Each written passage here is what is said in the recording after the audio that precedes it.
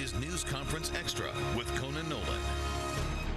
Good morning and welcome to News Conference Extra, a special segment of Today in LA Weekend. I'm Conan Nolan. Joining us from Washington is Chuck Todd, host of Meet the Press, which airs every Sunday morning at 8 o'clock here on NBC4. So, Chuck, the rollout for Joe Biden has been pretty good. There was some concern that there was just too much, the expectations were too great, but his poll numbers have done quite well. Look, here's the thing. He's a known commodity. In a year where the Democratic Party is actually, I think, split on the question of do they need new blood or do they need old blood. Normally, as we've seen, Conan, you and I have covered plenty of presidential elections, the Democratic Party usually the first thing they're in search of is new blood, and then they'll settle on a long resume. Hillary Clinton, John Kerry, Al Gore.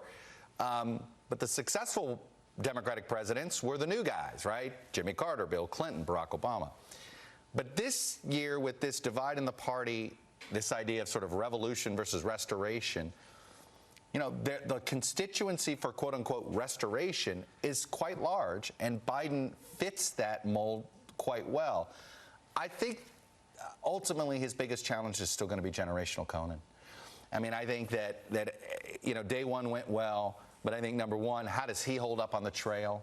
You know, he can't have, because of his age, he can't have an off day. Pete Buttigieg can have an off day, and people think, oh, he's just having an off day. Joe Biden has an off day, and oh, is he up to the job and all this? I mean, this is why I still think his biggest hurdle is going to be the generational argument at the end of the day. We're looking at possibly New York Mayor Bill de Blasio entering the race as early as Wednesday. That would make it 22. One gets the impression that the larger the field, the more lanes are taken, the better off it is for Joe Biden. Look, I'm of that theory. I think Joe Biden and Bernie Sanders, frankly, together benefit from a super large field. I think the two of them benefit when they use each other as the foil, right? Because they're basically the same age. So they neutralize the age issue, and instead you're having an ideological issue. Do you want the sort of the more center-left Democrat, or do you want the guy who wants to do radical, revolutionary type of change to the economic structure of the country? So, and in some ways, this large, giant field then has to fit in one of those two buckets. So part of me believes that actually it's the two of them together that may benefit. We'll see. I had a feeling this is the way it would be. We said there's 20 slots for the first debate. So I had a feeling we'd get 23 or 24 candidates. I'm convinced, had we said there were 15 slots, we probably would have only had 17 or 18 candidates. If we'd said there were 30 slots, there'd be 34 or 35 candidates. So, you know, this is a case, if you build it, they will announce. Let's talk a little bit about what happened this past week with the Attorney General and the leadership of the House of Representatives.